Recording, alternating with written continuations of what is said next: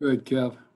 I'm wondering what your impressions were of Roquan Smith, both during the virtual OTAs and then now that you've gotten to see him on the field a little bit. What have your impressions been? And then kind of the second part of that would be, what can he do? How can he get his game to the next level this season? Yeah, he was awesome in the off season. Zoom stuff, engaged, locked in like the rest of his teammates.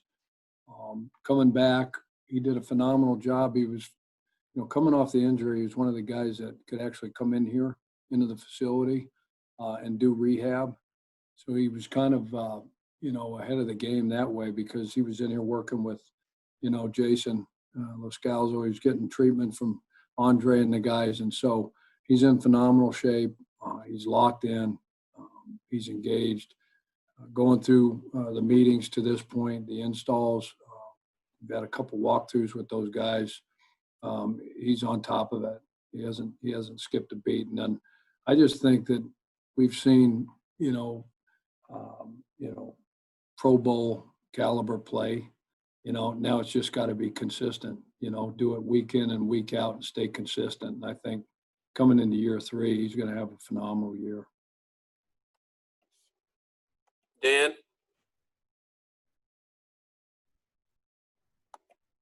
Hey, Chuck, I'm not sure if you've heard, but there's a quarterback competition on the offensive side of the ball in your building.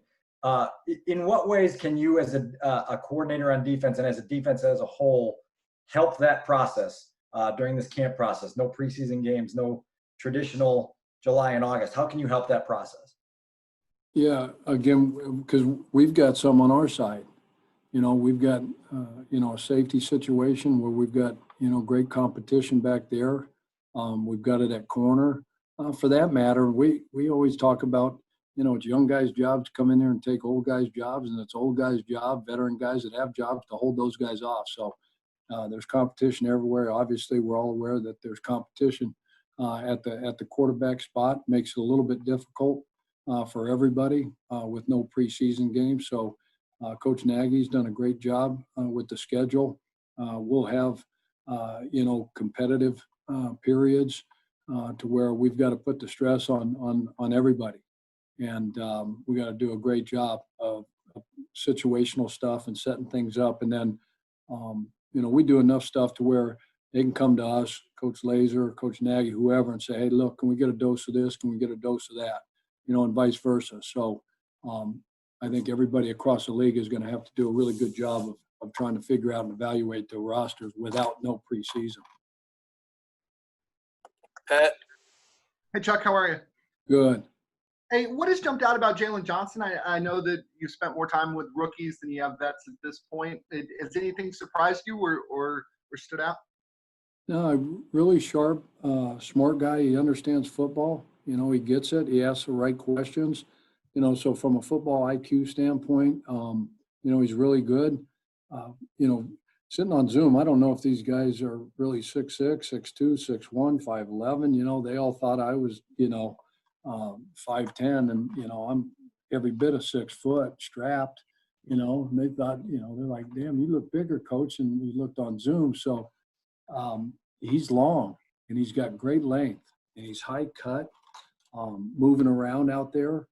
He's been a little bit limited because he's coming off of a shoulder deal and stuff, but he's got a bunch of dominant traits that should equate because he's got good work ethic, and I think he's passionate and loves football. Again, we haven't done a lot, so it's really hard to give you guys anything on anybody right now other than they're on time and they're focused and all that kind of stuff. So, but the future looks bright. He's got to work his tail off. He's got to come in here and earn his way every single day. And if he does that, he'll have a chance to be really good. Colleen? Hey, Chuck, what was your reaction to the news that Eddie Goldman was opting out, and who do you see stepping up to kind of make up for his absence? Yeah, again, it's an opportunity for all those guys, Bilal, Roy, Brent Urban, Ab. So luckily we got, we've got good depth, and Ryan's done a great job building the roster. We're going to miss Eddie, but like Coach said, totally respect and understand, his decision. And so we support him 1,000%. We all get it. And, this is real. Some people may think it's not, but it's real. I look at numbers. I see enough numbers to where I'm a believer, so I don't know if I can get it through Zoom, but I don't want to try. You know what I mean? So we understand. We get it. We'll miss him. But like Coach told him and like we told him and Jay, stay ready, work out, take care of yourself, be safe, because everything just kind of gets put on pause, And then once this is over, he'll be back in this building, next year, and when this stuff is gone, hopefully, and be back rolling. So, but he'll be missed. He's a really good football player. JJ. Hey, Chuck, how are you? I'm great. You? Good. With Jalen, you're talking about the traits that he has, but is it realistic to expect a rookie to start potentially week one or win that competition without the benefit of preseason games, without the benefit of a rookie mini camp and OTAs and everything in the spring? What sort of uphill climb does Jalen have to starting in the NFL this year? Yeah, probably the same as every other, first-year player, every other rookie. It's a great question. They are starting, behind the 8 ball, so to speak. So, fortunately, we're pretty deep, at that spot with, Kyle coming back. I know we lost Prince, but you got KT, you got Buster, Duke Shelley, Denmark, so we got Mike Joe. I mean, we got a bunch of guys, picking up Artie Burns. So the good thing is, it's not like he has to come in and he's got to be the number 2, number 3 guy right now. Now, once we get going and we start practicing, if he beats those guys out and he wins the 3rd spot, the 2nd spot, whatever that is, then great. But again, it's going to be difficult for all these young guys because they haven't, they missed, when we got on the field the other day, we're in this ramp up phase now with them. Where we actually got to go out and they got to be with their coaches, their position coaches, and we did some tackling drills, some turnover drills. We're not in pads, but so it's all in bags, and we're teaching them, stance and start and eyes and technique for the very first time. They missed the whole off season. So again, they got a lot of catching up to do, a lot of makeup, but again, we've got a lot of time with them, so we can be patient at that position. Brad. Hey, Chuck, thanks for taking time today. How do you handicap the safety situation with Gibson and Deion Bush? And what trait are you most looking for in order to pair one of those guys next to Eddie? And finally, is it fair to say Eddie could potentially play in the post more this season than he did in 2019? Yeah, answer the last one first. You just don't want to be, okay, we got a free and we got a strong, because we just don't want to line up and Tom Brady comes to town on a Thursday night, and just tell them, because if they turn on the tape and every time we're in single high defense, it's always 39, it's always 39. So no matter what we're doing, if he always ends up there, that's not good for our disguise. So he's really good in the deep parts. He's good down low. He's good blitzer.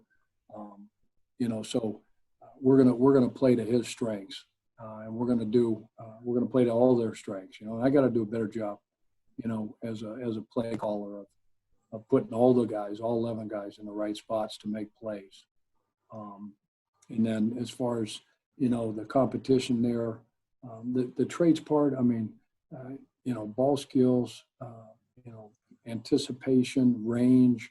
You got to be able to tackle, blitz. We're going to ask them to do a lot of things. So, all those things we're looking for. They both can do that. Deion and Gip. But it's going to be a great competition. And the great thing was Coach, Ryan, Coach Nagy, myself, Sean. When we talked to Sean about coming, we laid it all out there, and we talked to Deion and said, okay, here's how it's going to roll. And they're going to get equal number snaps with the ones. and they're going to have to come in here and compete, day after day after day. It's going to be a little bit different, obviously, with no preseason, but we're going to create the competition and create the situations to where we can do a honest eval on those guys and give them both an opportunity, to win that job. Dan? Chuck, in your time here, as it relates to Kyle Fuller, what's left the biggest impression on you in terms of who he is as a player and then who he is as a preparer? Yeah, really good pro. Kyle watches probably as much tape, as anybody. And so when Sundays or Mondays or Thursdays roll around, he does a great job, with his preparation. He's a really good teammate. He's a good communicator. He's always got a positive attitude. So he brings a lot of energy, a lot of positivity, to the group. He's really focused, player. We talked a lot during the off season, during the Zoom. Deshay, myself, Sean, watched a lot of tape with with all of them, but a lot of tape with Kyle. And we went back and looked at all of his good plays from 19, even 18. And then we looked at some plays where, might have had some eye violations. His eyes weren't good. His stance, how he lined up on receivers based on certain formations, motions, and shifts. So he's done a great job of evaluating himself and going back and looking at all the little things, and tell those guys all the time, you got to look at yourself, just like through the eyes of an offensive coordinator, pass game coordinator, how they're looking at you. Okay. And we showed them all the plays. So there was things that showed up, game after game after game. Playing that spot, if you're struggling playing the ball down the field, until you put that fire out, they're going to keep throwing the ball down the field. If you're struggling, versus a certain formation, a certain stem, a certain route, you're going to keep seeing that. And it showed up week 1, week 2, week 3, week 4. So the long and short of it is he's done a good job of evaluating himself. And so he's got a nice little, laundry list menu of what he needs to work on in this camp. We got time for a couple more. Go ahead, Mark. Hey, Chuck, there's a lot of anticipation that Roquan will make a big step this season. Just curious, is there any way to illustrate that, how that will kind of show out? I mean, will he, what will he do this year that he hasn't done in the past? How much better will he be, and where will he be better? I just thinking like the very first 2 plays of the Green Bay game in the opener at home last year. They run a play to our right, their left, and season opening, he shoots through and he gets a tackle for loss. And then the next play, they try to screen to the weak side, and he's the only guy over there. He slips a block on the offensive tackle, beats the lineman and makes a play, and there's nobody else there. So from a, just a consistency standpoint, they've got to be run defenders and pass defenders, and he can do both of those. So I think, playing the run, playing the RPO stuff, some gap scheme stuff, whatever that is, his run reads and how he plays those will be better in year 3. And then from a coverage standpoint, he's got a much better understanding from a coverage standpoint, not only what his job is, but I think through the Zoom meetings and all the time that they got to spend, because normally you don't get that time. When we're here for phase 1, phase 2, OTA, you don't get the time that we got as far as just meetings and watching tape and talking about technique and talking about concepts. So he has a great understanding of the call, why we're calling it, when we're going to call it, what's the situation, and then, what's my job. He's got his job down, but he also understands, where his help is, and how he can play his leverage better, because he understands, okay, I got help over here, so I'm going to overplay to this side because I got help inside here on this call. So all those things, and then the physical part, he's in probably the best shape of his life. He's changed his body. He's really lean. He looks really good. He's moving around good. Again, his focus right now and his mindset is is off the charts. Now we got no pads on yet and all that stuff, but we love where he's at right now. All right, last one here. Hub, go ahead. Hey, Chuck, thanks for doing it. You guys are going to get to September 13th with basically no live tackling other than what you might be able to do in practice, and it seems like limited opportunities for that. So what kind of things are you going to be able to do with your guys to avoid, technique issues and mental lapses those first couple of weeks of the season? It's going to be a huge challenge. It's a great question. It's going to be a huge challenge for everybody across the league because we're all going to want to have live periods, and everybody's scared to death, to do that in practice. And we always had, the 4 preseason games and whatever amount of snaps, certain players got. Coach's philosophy this year was going to be much different. Our guys were going to play more, so they were going to get that. So again, coach is going to, set things up from a competition standpoint. We'll have periods, where we're thud and we can control it. We'll have some live periods, where we'll tackle to the ground and we'll still, teach the proper techniques, but it's really going to come down to, the individual periods that we have. Those guys, even when we're going against the offense and we're thud, we're not taking them to the ground. It's still a matter of taking on blocks, getting off blocks, pursuing the football, taking great angles, great pad level, great knee bend, and fitting things up.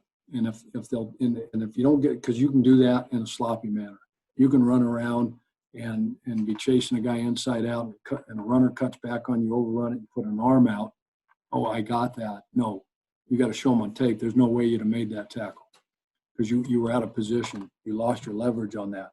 So it's going to come down to us as coaches and the individual position drills to really work the tackling, the different kind of tackling drills, open fields, angle tackles, close quarter tackles, all those kind of things. So between the drills and then the periods versus the offense, whether it's live or whether it's thud, doing it with great technique.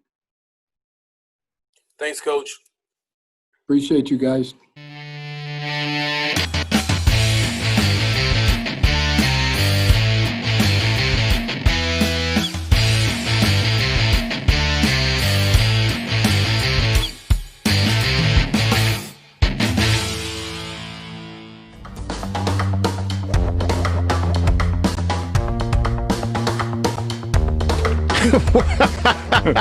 Welcome, everybody, to another edition of the Rewind Sports 60. We're streaming live on Facebook, broadcasting from the illustrious studios of WCPT 820 AM in the beautiful, beautiful city of Chicago in the great neighborhood of Jefferson Park. This is another edition of the Rewind Sports 60. It's yours truly, Jerry Riles. This is the fastest hour in sports conversation. And, of course, ladies and gentlemen, you love him.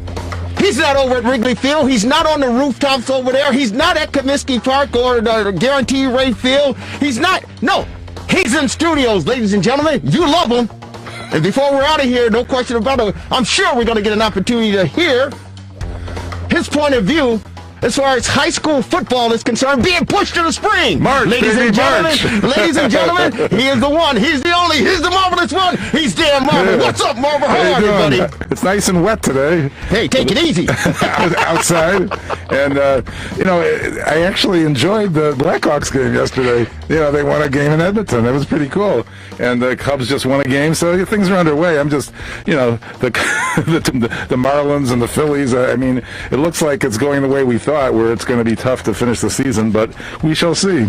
Yeah, we shall certainly see. And you know what? It's interesting. We'll get an opportunity to talk Major League Baseball. If you want to join in, our number here is 773-763-9278, 773-763-WCPT. The fastest hour in sports conversation. Yours truly, Jerry Riles, and of course, the marvelous one, Lauren Cox is en route. Hey, let me say this. Lauren, drive safely. I know you're certainly listening to us as you're driving in from the downtown Chicagoland area, the beautiful city of Chicago. But ladies and gentlemen, I want you to be safe. I want you to be careful out there. Of course, the marvelous one wants to make sure you guys all and girls stay in one piece. But, the Cubs were able to get the conclusion of the game, man, there was a short rain delay over at the friendly confines, and they were finally able to get the game completed, and they come away with a victory. A sweep. They come away with a victory, so that was very good. But as I was driving in, Marvelous, and I'm sure you experienced it as well, the rains were coming down. Oh, yeah. Well, yeah. They had a rain delay of 1 hour and 2 minutes, I believe. And they were able to complete the game with the funky second base runner in the extra innings. Yeah, I'm still not used to or comfortable with that. Well, I mean, I know on the radio, Pat Hughes was struggling with how to do a scorebook. Well, I mean, I'm sure there are a lot of people who are struggling on how to, I guess do their scorecard because it's just different. Sure. There's no question about it. And for purists, baseball purists out there, I mean, you want things to remain, normal and want things to remain the same. But unfortunately, everything is affected by this pandemic, this COVID-19. But I do have to say this, man. The rain was coming down. Now, I went to church today. I'm a practicing Catholic, and I went over to St. Joseph the Worker. We stream on Facebook and YouTube. So if you're a Catholic and you miss Mass, you want to go to St. Joseph the Worker in Wheeling or the YouTube page or the Facebook page, you certainly can check out today's Mass. But went out to breakfast with the family and everything over at Granny's in there, over in Wheeling. And then, I went home and started preparing for the show and making calls and doing everything, getting ready for the show. So I'm sitting out on the deck, and I got the computer going. I got my phone. I got everything, placed and got my tea and everything. Sun was shining, and suddenly it started to sprinkle. So I take all of my belongings inside, and then lo and behold, the sun came back out. And I'm sitting out there enjoying everything. White Sox, congratulations to the White Sox with the sweep over the Kansas City Royals this weekend. Great performance by the boys. And I tell you, those bats are coming alive. They are hot, and they are coming alive. Yeah. But suddenly the rain, the clouds opened up, and the rain came down, man. It's just flood. No, Marvelous. Here's the disappointing thing. Here's the bad thing. When I'm driving home from breakfast at Granny's over there in Wheeling, I got the sunroof up because it's hot and the sun is on. Hey, it's Sunday, nice and easy, getting ready. I'm pumped up. I'm all good. Easy like Sunday morning. Easy like Sunday morning. Well, that was only for a short spell because the rain spell came in. I parked the car outside on the street. Normally I put it in the garage. I had it on the street there, Marvelous, with the sunroof open. The rain came down. I know the punchline. I know the punchline. And I forgot, silly me. I'm so, and I'm just enjoying the beautiful weather. And of course, the rain came down. So I'm panicking, getting on my computer and everything in the house. I forget that the sunroof is open. So I get ready to leave. I go, oh my God, it's coming down in buckets. I go, oh my God, my sunroof is open. My daughter goes, I love her to death. My daughter's sitting there. She goes, oh yeah, I saw the sunroof open. I go, what? I go, are you kidding me? I go, I love you, Teresa. You're the best. I love you. I go, but when you see something, you got to say something. She goes, well, I went to sleep. Hey, you probably need an interior car wash anyway. Well, thank goodness I got the leather interior and I got the cloth and everything, so I wiped everything down and it was all good. But she went to sleep. I go, hey, Teresa, come on now. If it's your car, I guarantee you wouldn't. She said, well, hey, it's not a big deal to me. But yeah, so we made it in. We're all good. Talk about we made it in and we're all good. It's good to see her lovely, her talented, her beautiful face, and I think she might have a little bit an extra edge for the show. But ladies and gentlemen, she's in studio. She's the one. She's the only. You love her. She's the fabulous Lauren Cox. What's up, Lauren? How are you? I'm good. It was a rainy drive in, that's for sure. It was like flooding downtown. So I'm like, really? Why is it this much flooding for not that much rain? It was bizarre. No, it was a lot of rain. Well, yeah, but yeah, it was a lot of rain. Yeah, it came down. Yeah. But it's not like it's been raining all day. Yeah. I thought I needed a canoe to clean out my car. Oh my God. Yeah, I was like, oh yeah. But the good thing is the lawn got watered. And the flowers and everything got watered. And they say this upcoming week the temperatures are going to be pleasant in the lower to mid 70s. Okay. With some rain. So, that's good, Marvelous. But how you doing, Lauren? Good. Staying corona free. Yeah. Happy that sports are back, and it's just so much going on. Yeah. With sports. It's certainly a lot just going on. I didn't, Yes. About time. it is about time because it's just comfortable and it's really, really cool just to sit back and watch a Cub game, watch a Sox game, watch the NBA games unfold. Yeah. Even a little bit of the WNBA, but it's just. Why are you always so shady towards the WNBA? Why do you do that? I'm not a big fan. Just don't even say that. Why? We don't even want to hear you say that you're not a big fan. Like, why? No. Wait a minute. We're getting behind the Lauren, WNBA. you know our motto: real sports, real talk, just plain real, and we're being real here.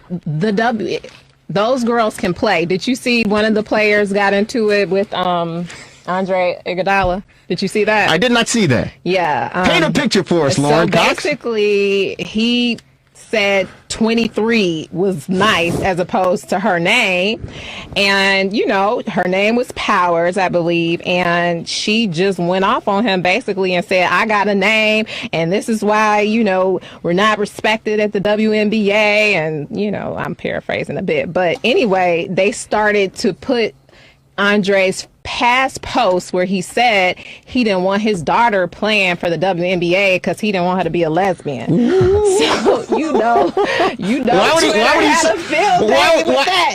why would he say something like that?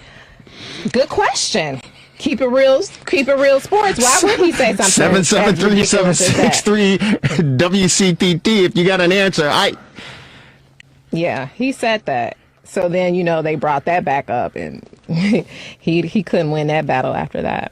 Can you pull up that on your computer there, Marvelous One? So Andre Iguodala said, I don't want my daughter playing in the WNBA because there's too many lesbians. And he doesn't want her to be a lesbian. Yeah. That's what he said. Wow.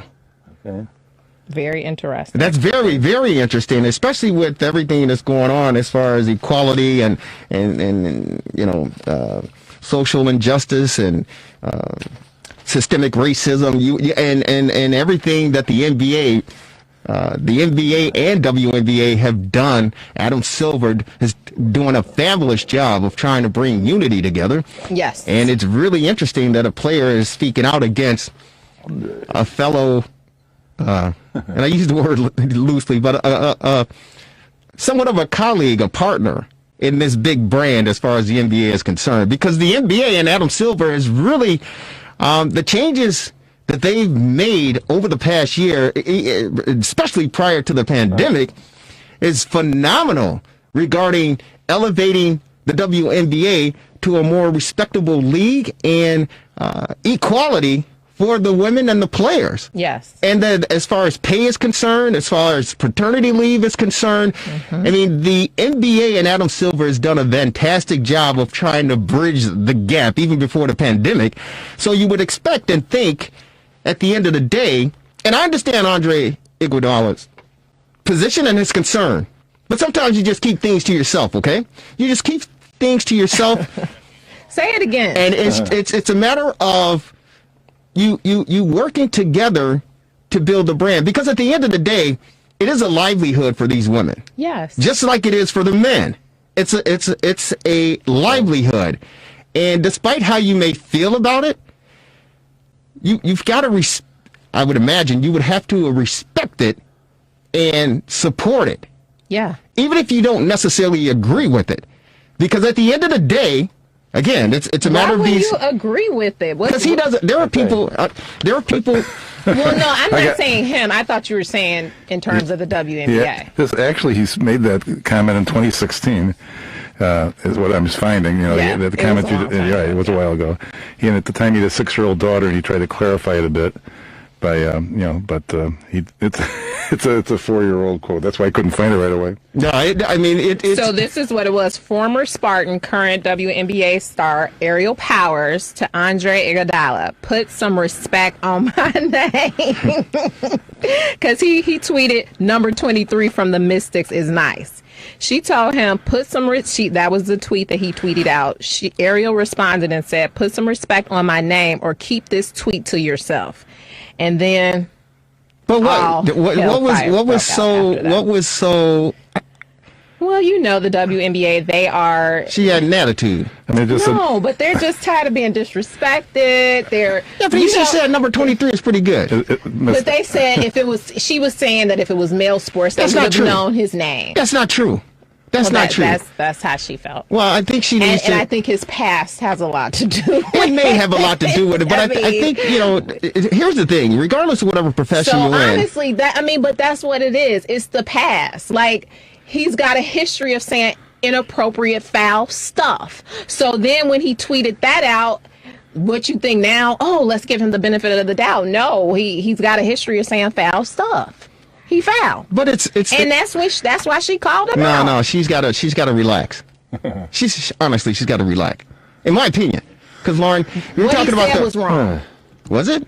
Yeah, that was wrong. He just said He just said No, I'm saying his previous comments. From 4 years ago. Marvelous? Yeah. What do you think? Still said it. From 4 years ago, I mean, obviously that comment is no good. But number 23 is nice of the Mystics. I mean, it's like he doesn't know her name. I guess is the point that he's disrespecting her. But I obviously had no respect for the players to begin with 4 years ago. So so nothing's changed. Yeah, here's the deal. I don't know. I don't care if you're talking about the players in the NBA. If you're talking about players in the playground, and a lot of people. And you can look at the ratings as far as the WNBA is concerned. Not too many people pay too much attention to the WNBA. 4 years ago, 10 years ago, 15 years ago, 20 years ago, not many people paid much attention to the WNBA because the word on the street really is the fact that a lot of people don't want to, after you're watching the most elite athletes in the world playing above the rim, when you talk about the NBA, most people on the street, when you ask them, don't want to see a bunch of women running around playing below the rim. Mm-hmm.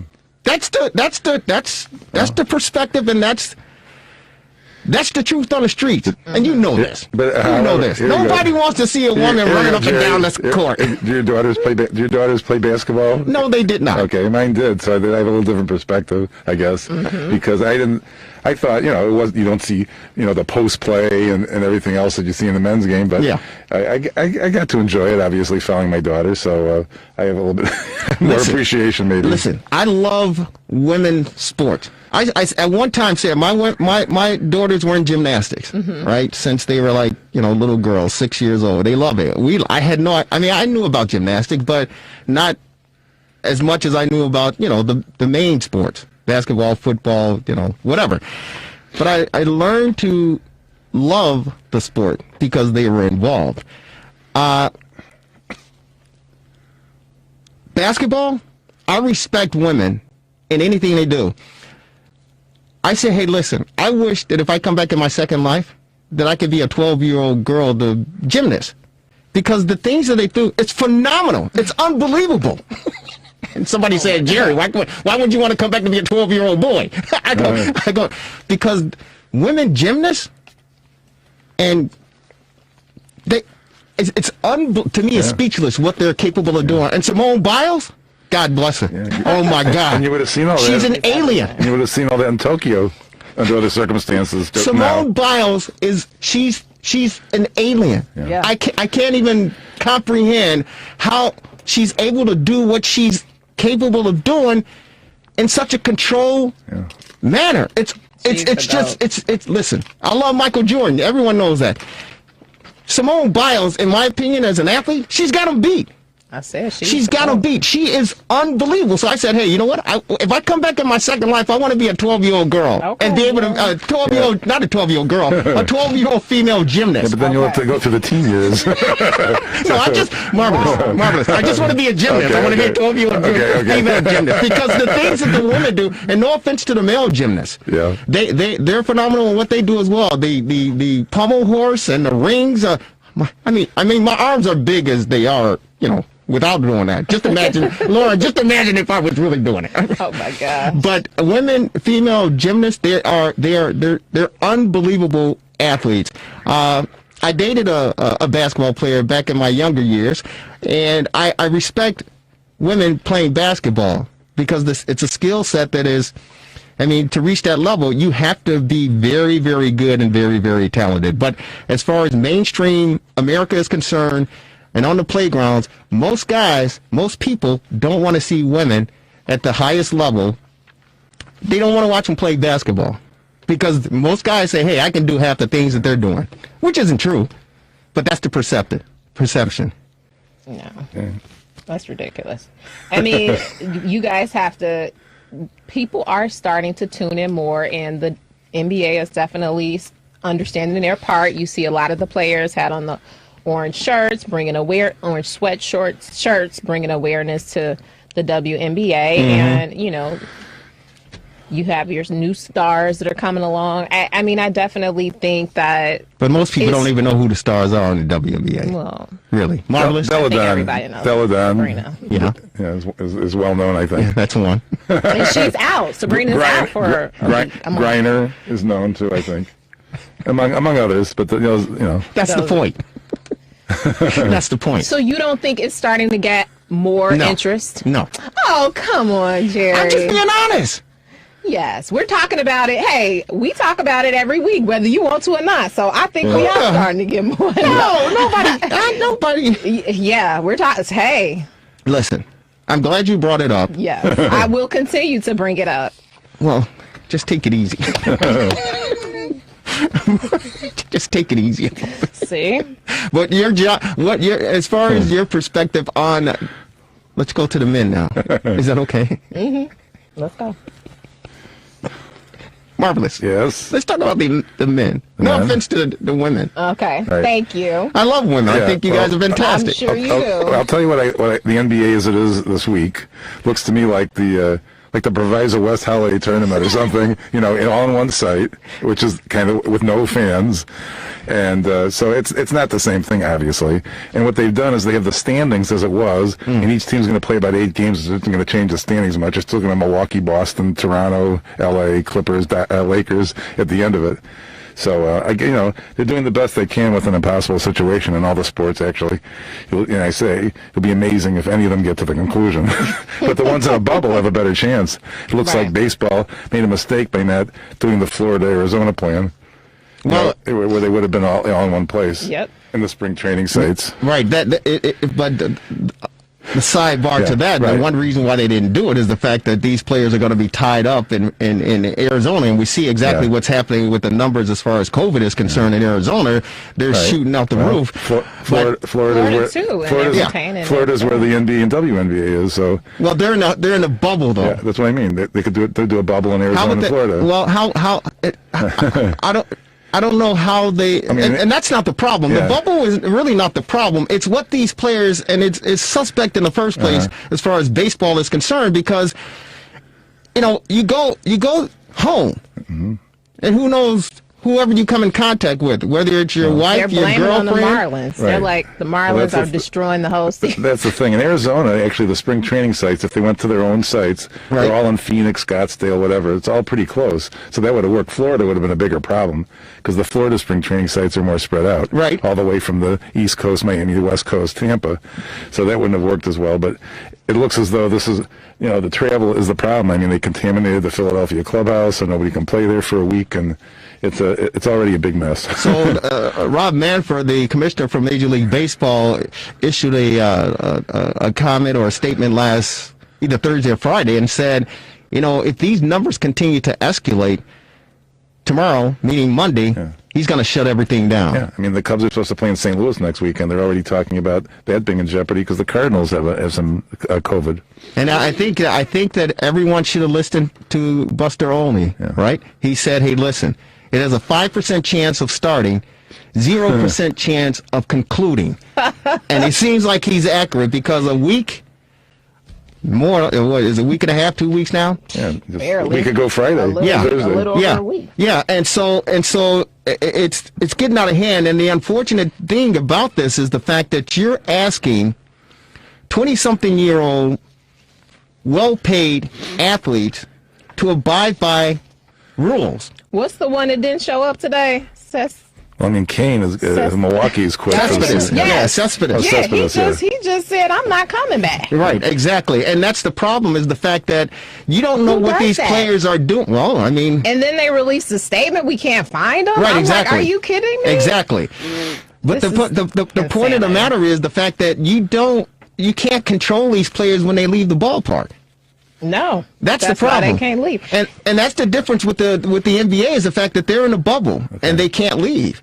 So you have some type of control as far as their movement. With these ball players, and hence you see why the numbers are escalating and spiking. Yeah. Hence the Marlins and spreading around the league is the fact that these players, you tell them what to do when they get to the ballpark and how they conduct themselves inside the ballpark during the game, and they're not even following protocol as far as the games are concerned. That's what I was going to say. They said Manfred basically was blaming them and telling them to stop spitting and this and that, and I'm like, that's your solution to this? Well, that's part of it. I think Ian Happ with the Cubs said, hey, one way that we can control this, and it's what our great mayor of Chicago, Lori Lightfoot, and, of course, the governor said, put the mask on. We got the Rewind Sports 60 mask for you. Just check it out. We'll send it out to you. But the point is, Ian Happ said, hey, you know what? Wear your mask. Practice the social distancing as best as you possibly can, and do what you're expected. Wash your hands in the whole 9 yards. Stop spitting. But after he made that statement, you've seen some of the players around the league in the field with a mask on. I think there are a couple of Pittsburgh Pirate players with their mask on. There's some other players around the league wearing their mask or whatever because they simply just don't know. But many of these players they figure, hey, we're in our comfort zone as far as playing, in the ballpark, and so it's business as usual. Oh boy!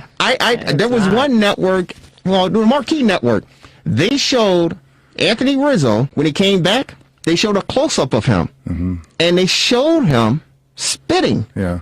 And I pointed to the television. I'm like, he's not supposed to be doing that. I mean, at home plate, you got the catcher, the umpire, and the batter, for example. That's really close contact, I'd say. And then the players at the bases and whatnot.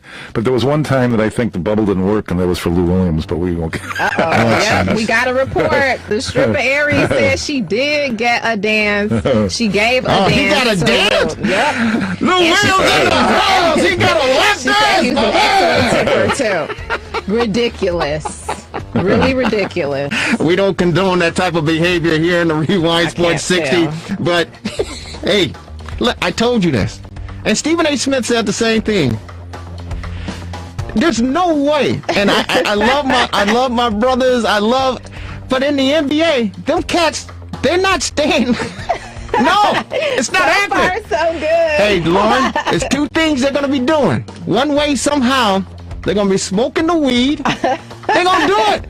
And they're going to find them a little extracurricular activity. Okay. Some way, somehow, they're going to do it. You can't expect them to be locked up for 2-3 months and say, hey, funny. You can't have no women and you can't smoke that stuff. 2 months, almost. Yeah. It's not 3. Listen, well, if they go to the championship. A few people. Hey, Lauren. A few people. Lauren. I'm here he should know better. Listen, Lauren, I'm here to tell you. He's not 22. Lauren, I'm here to... He's very much so needed, and he should be ashamed of himself. And Lauren, I'm here that's to tell all you. it is to it. I don't know how big your purse strings, I don't know how much you got in your bank account. I don't know any of that. It don't matter. Let me tell you something. You got a young man, 20s, 30s. More music, young man. With a lot of... He's 33. Hey, even those young men, come on now. Hey, with a lot of free time, a lot of money, and nothing to do, hey. It's going to be a problem. I don't know if it's going to be a problem, and may he rest in peace, John Lewis. It could be a good problem for some. Hey, but... Not for the Clippers. Let me tell you something. Do you think that Paul George and Kawhi are upset? Like, I'll be mad. They should be mad, but I think they understand too. Okay. Hey man, you gotta slow down. We're trying to win a championship. Hey man, I had to go get that lap dance. I had to. No. Lauren. No. See, everybody's missing the point. Here's the point, Lauren. I hear you. What the hell is a strip club doing open in the first place during a pandemic? Hello? It's more important. It's more important than a church. Come on. Are you sure? Yes. That's the question I said. Wait a minute. Why is there a strip club open in the first place? See. I didn't see, but Lou Williams did. That's where Cespedes was in Atlanta. I'm like, maybe he got in trouble too. Weren't they in Atlanta? Hey. When he disappeared? You This is disappeared, not all right. good. She's Lauren Cox. He's the marvelous one, Dan Marver. It's Jerry Riles. This is the fastest hour in sports conversation. We had a special guest on tap, and unfortunately, he's unavailable for us. But no worries. We keep rolling. We want you to roll with us. Our number here is 773-763-9278, 773-763-WCPT. More in the world of sports coming up right after this short time. You're watching the Rewind Sports 60. Go Bucks! Woo!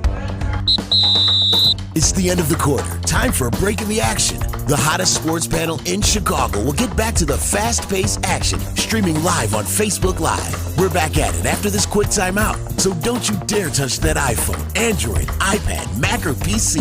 Lock it in.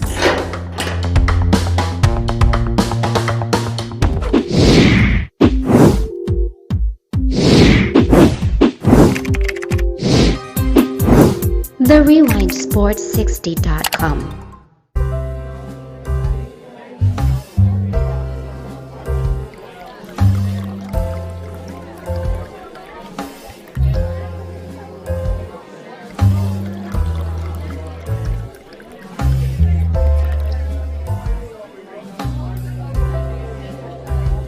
TheRewindSports60.com. Relax, reset, rejuvenate. Go to our link right now to restart your life. TheRewindSports60.com. What are you waiting for? Hope to see you soon. The Rewind Sports 60. If it's Chicago sports you want, you're in the right place. Hello, Chicago! The Rewind Sports 60. That's the best in the city of Chicago. Welcome back to the Rewind Sports 60 live with the best sports panel in Chicago. Lock it in.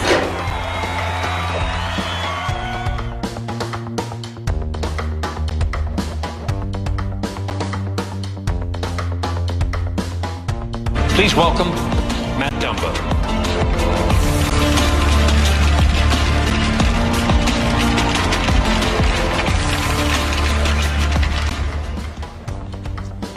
I'd like to say thank you to all the fans watching at home and all the people making a positive difference in our world right now. We appreciate you. I know none of us need to be reminded about how our day-to-day lives have been affected by the outbreak of COVID-19. So I hope the Stanley Cup playoffs can bring a little normality and peace of mind during all these times of uncertainty. I'll transition topics to a topic that is very important to me, my fellow members of the Hockey Diversity Alliance, and the NHL.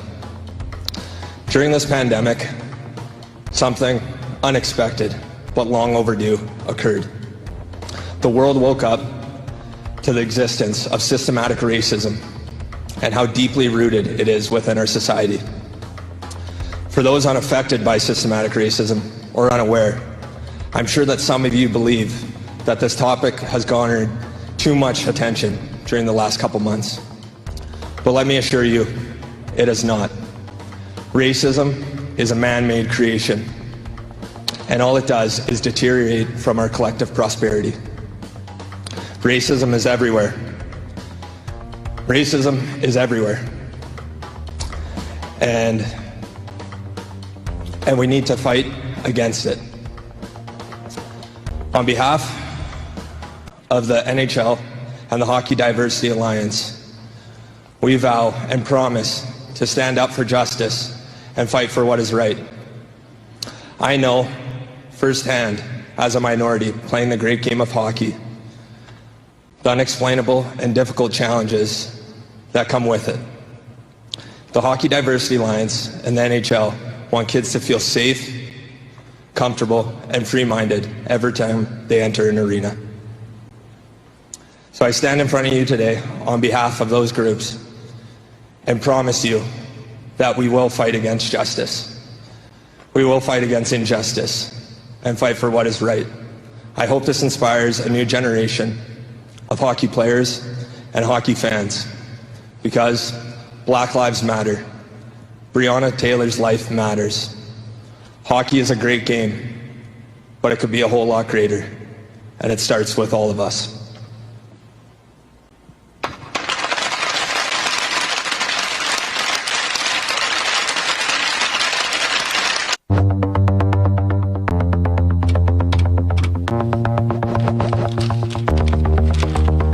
Wow.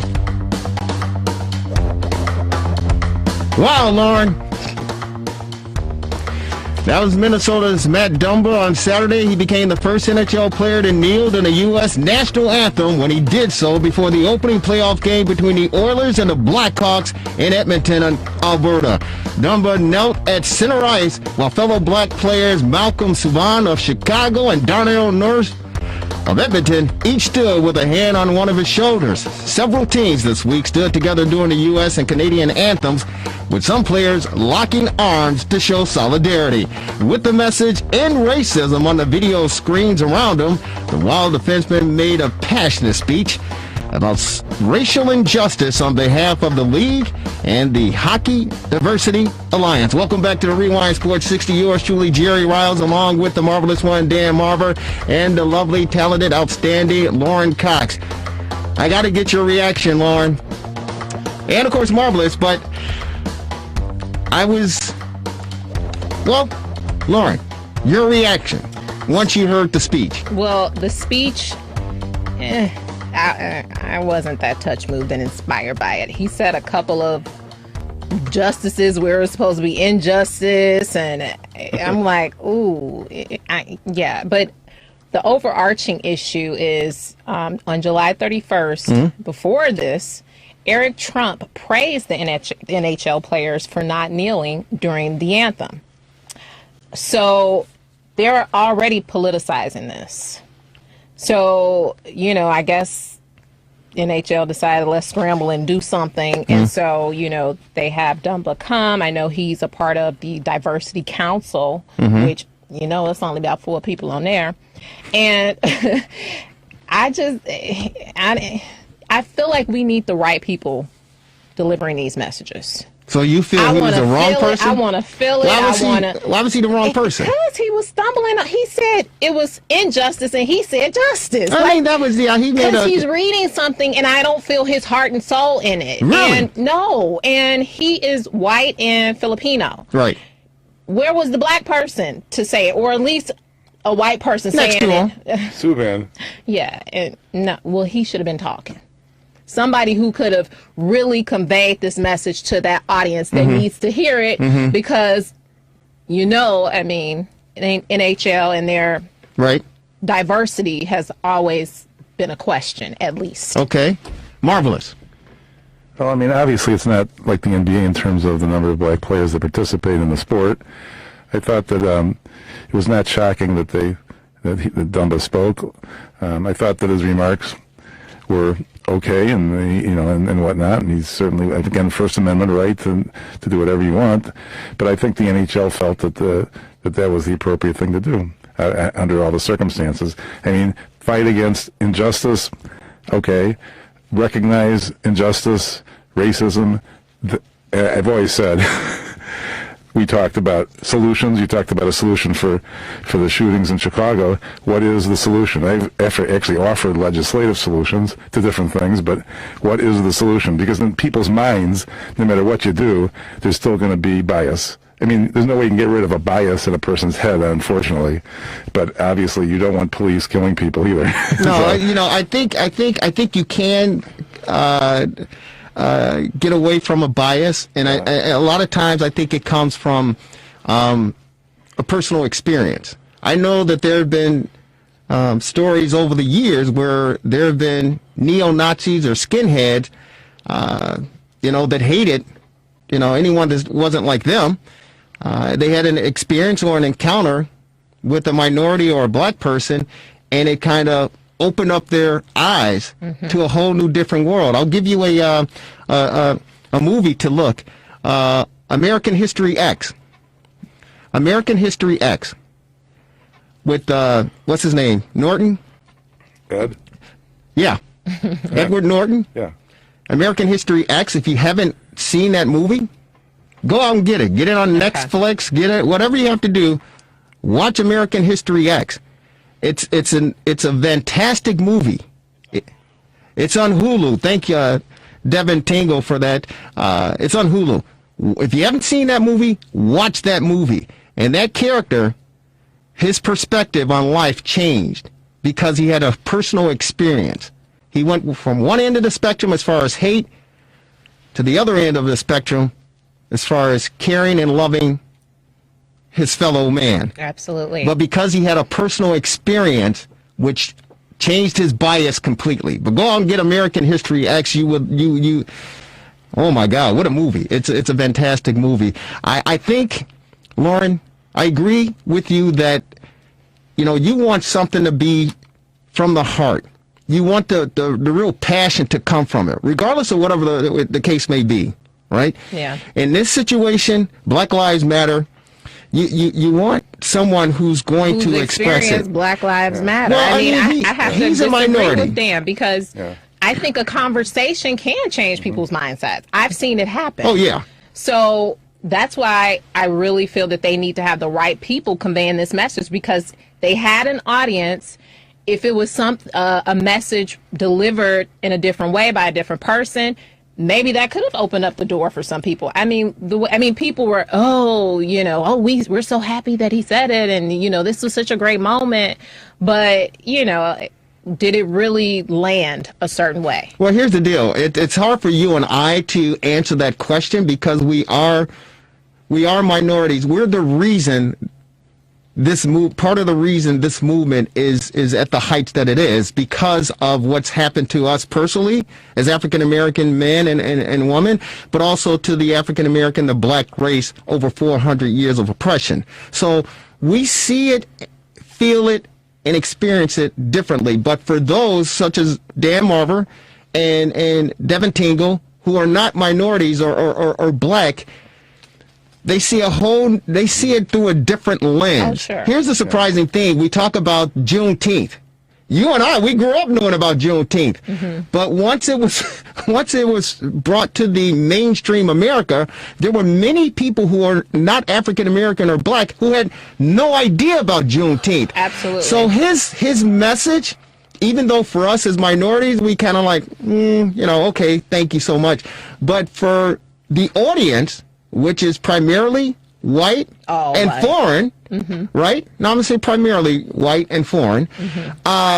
Those were words that needed to be said and heard to be that eye-opener, so to speak. Marvelous, couple points. You can't see it visually, but I am a minority. Number two, you have to remember that the majority of players that play in the NHL are from Canada. That's another big difference. So...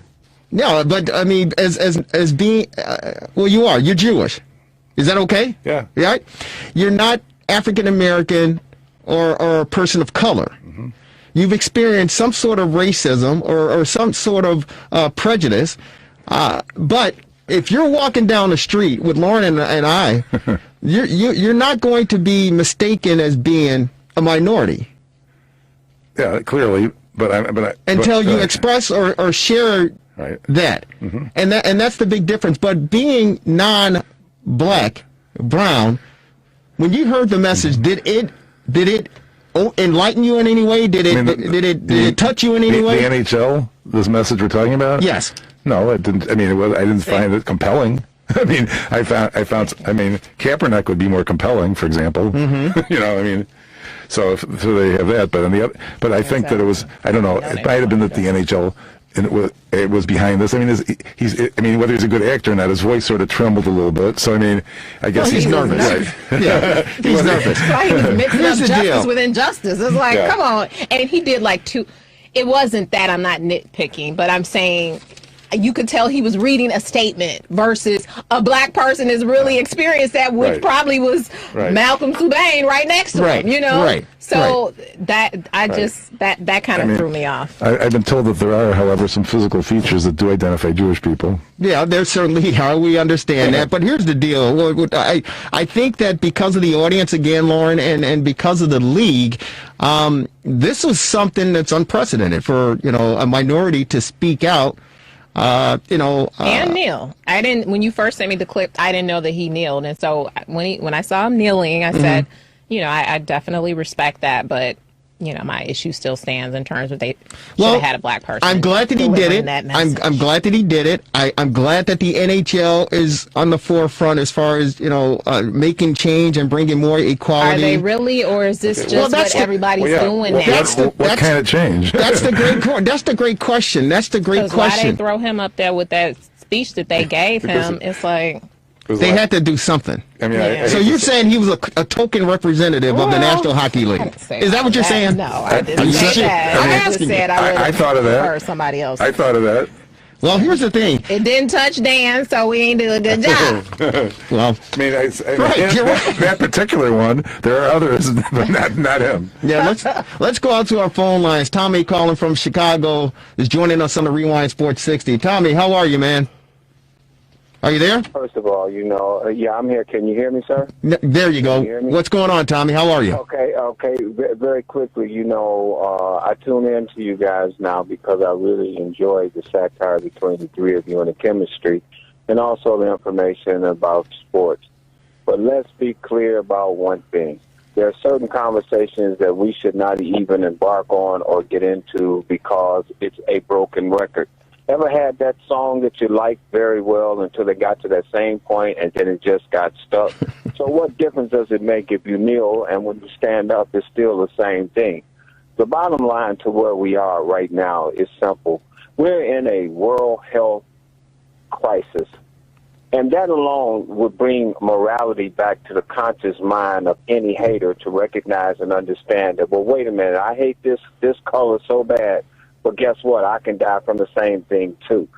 So my point on all of this is pretty simple. You want to stop all this stuff? Cut it out. That's all you got to do.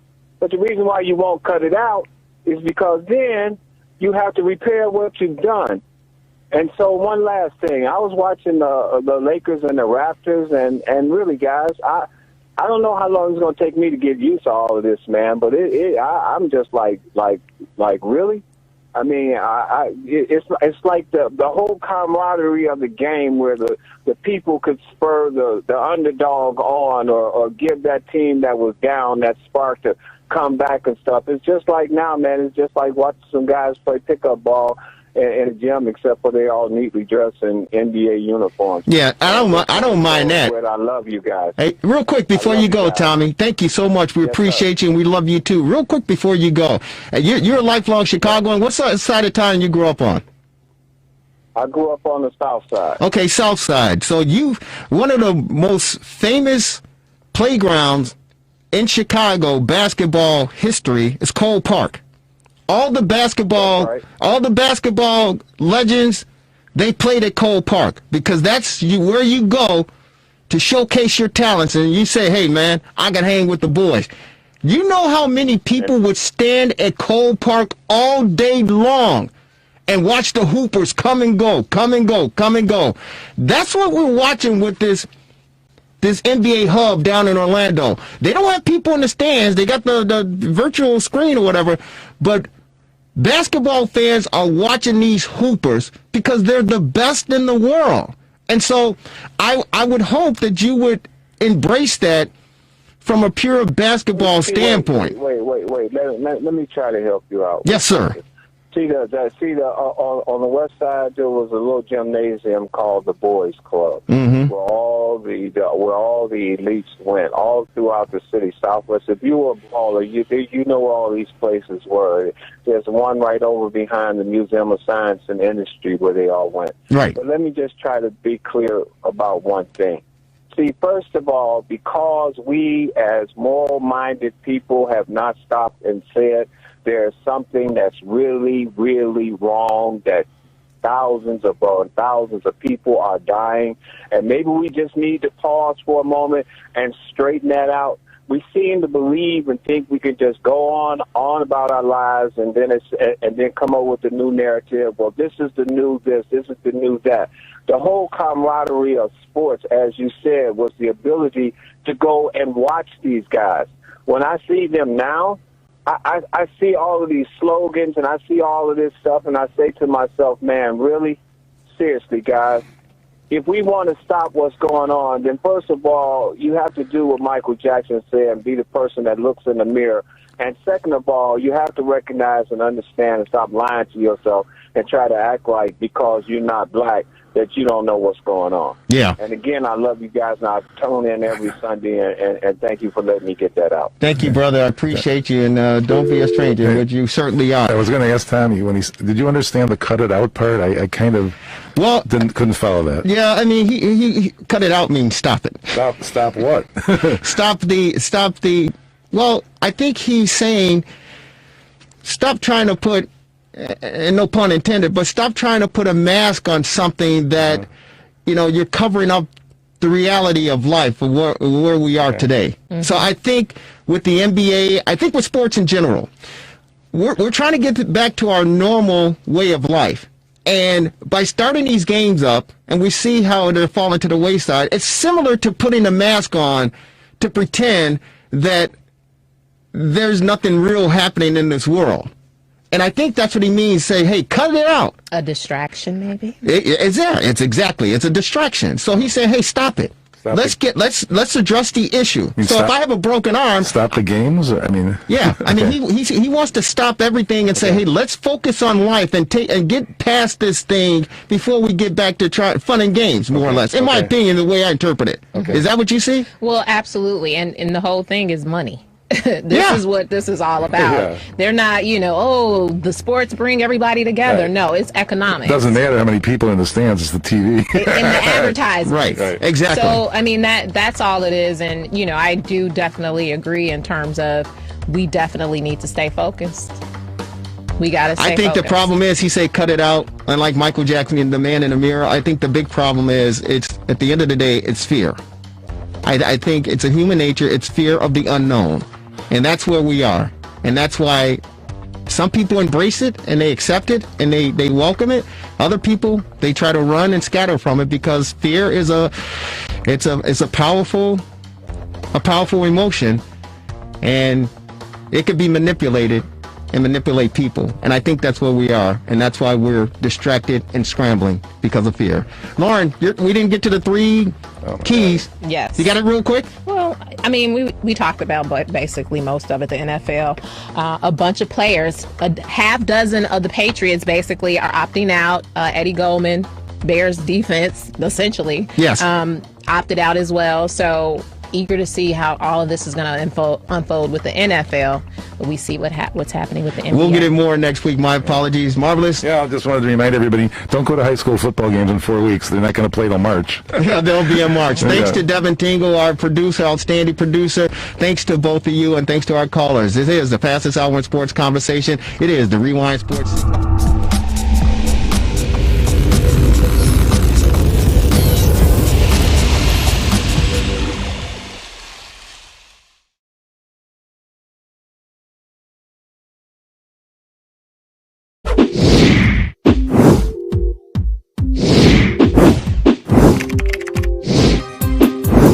The RewindSports60.com.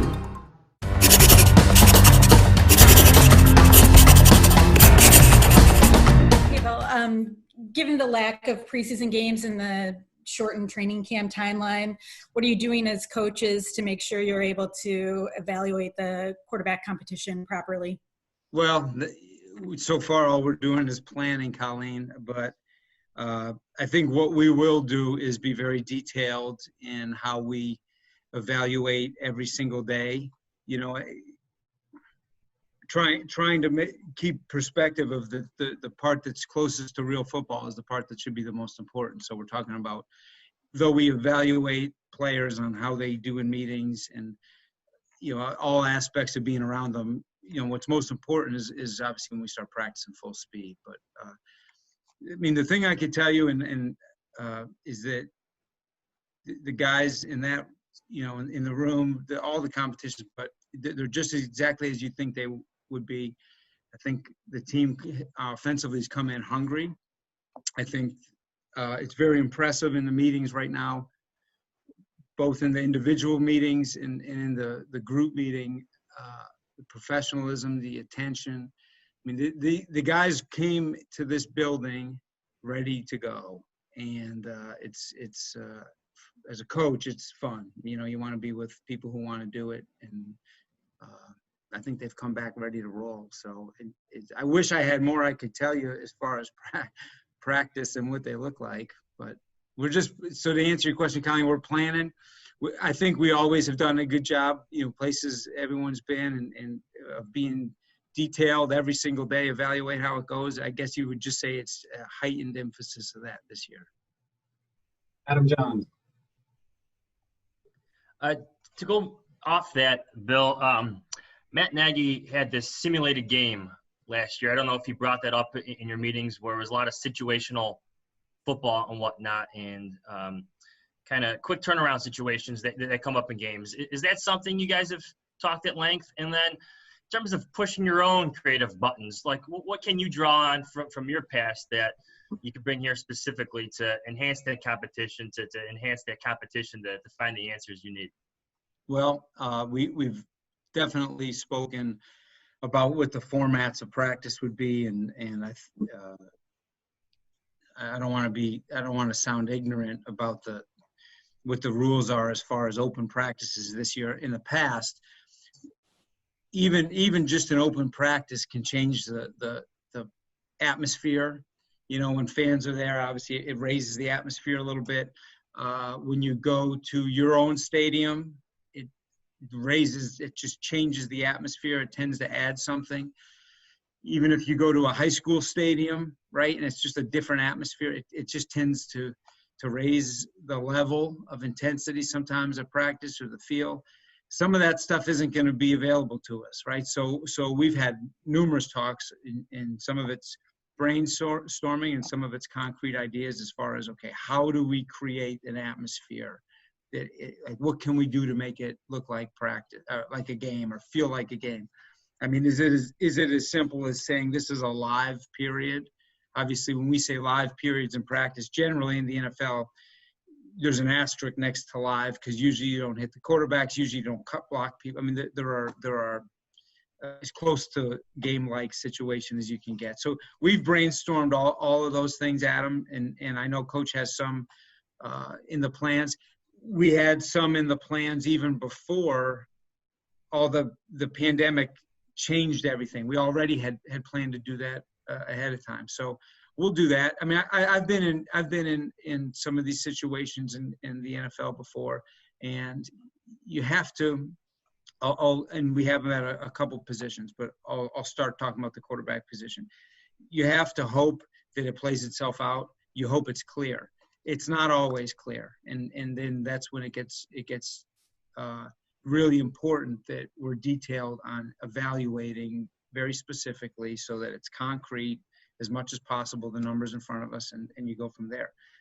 I think with the other positions, it's no different as far as being detailed in the evaluation. What can be different is typically if you have a number of, let's say, tight ends who want to play and want to be in the mix of playing. Well, you can rotate them and put them in different packages. Typically with the quarterback, you don't, right? So that's the way it is different realistically. But we'll try to take the same approach and be upfront. I think you all have been around Coach Nagy more than I have, but it's clear, I think, to all of us that he's very upfront, and his style with the players is to be very specific, upfront, and honest. And I think that'll help at least get everybody on the same page. Bill, when it comes to the run game, obviously talent, execution, play calling, all key, but how much of it, in terms of being successful, is design and even play sequencing and being prepared going in to run certain plays in certain order or in certain situations? If I said that wasn't important, then you'd say, well, why do they have the coaches here, right?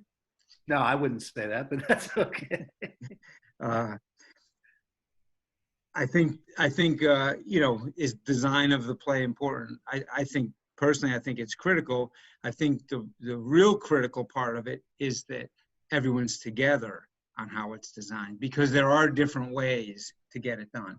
There's some teams that are great run teams that are zone schemes. There are some teams that are great run teams that are more man schemes. So there are a lot of ways to do it. I think the key is that you have everyone understanding this is our philosophy of how we're going to run the ball.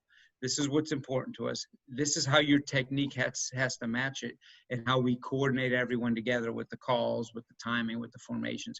To me, more than the specific, and I hope I'm answering your question, more than the specific run is how you install it, how you teach it, how you practice it so everyone is together, and that the techniques that they work on during their individual periods and then their competition periods against the defense, you know, O-line versus D-line, tight end versus outside backer, that all those things streamline and direct towards this is how we want to run the football.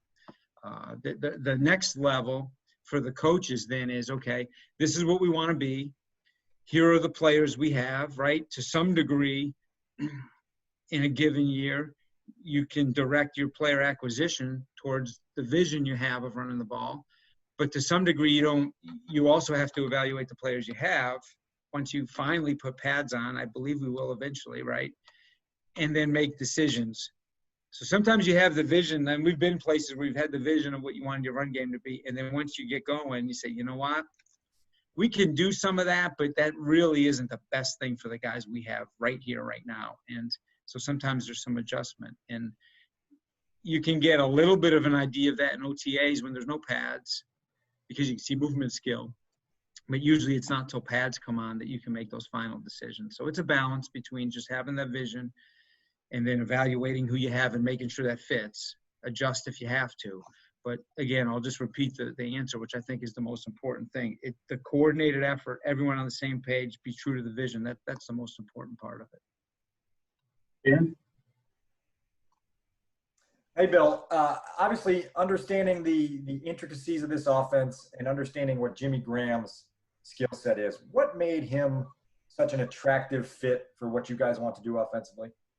Well, I think proven production is to me is clearly the first answer. You know, it would be hard to be in the NFL. My first year was 2003, so to be in the NFL and not know who he is and have seen him, right? Everyone's seen enough of the production. Obviously, as we got closer to the process, we were able to get real in depth. But I think that clearly that's the number one answer. You know, proven production. Adam Hogue? Hey, Bill, what do you remember about how Nick Foles handled the quarterback competition in Philly in 2013, I believe was the year, and how he not only how he handled it, but how he flipped that into having a really good season once he was out there playing? Yeah. I guess I remember the plays. I remember the on the field. I remember the preseason games when we were having the competition very, very specifically. How he handled it. I mean, I probably couldn't answer about any specifics. I probably shouldn't, even if I remembered, but I guess my wife says I remember the football part real well. And so I can remember the plays. I just remember that he never stopped developing. He was a young player at the time. He continued to work and work and work. And so when the decision was made that Michael Vick would start, there was no blinking from Nick. He just kept going. And then in the fifth game, I believe, the fifth game of the year, he got in the fourth game of the year, I believe, at Denver, threw a touchdown pass. But then when Michael got hurt in the fifth game and Nick went in, I mean, he just took off and he just kept getting better and better and better. So I guess that would be the biggest thing as a coach, that it didn't affect his desire to continue to improve. And as it's kind of neat. I see him now. He's experienced so much, right? And come so far, and just to see him just in a different light, is really neat. And then, so he's just come, obviously I've seen him experience a lot from the outside, but to be able to sit in the back of the room and listen to him talk and it does bring back some memories sometimes. He reminded me of something I had said back in 2013 yesterday. And it was really a cool experience for me. He probably doesn't even know it.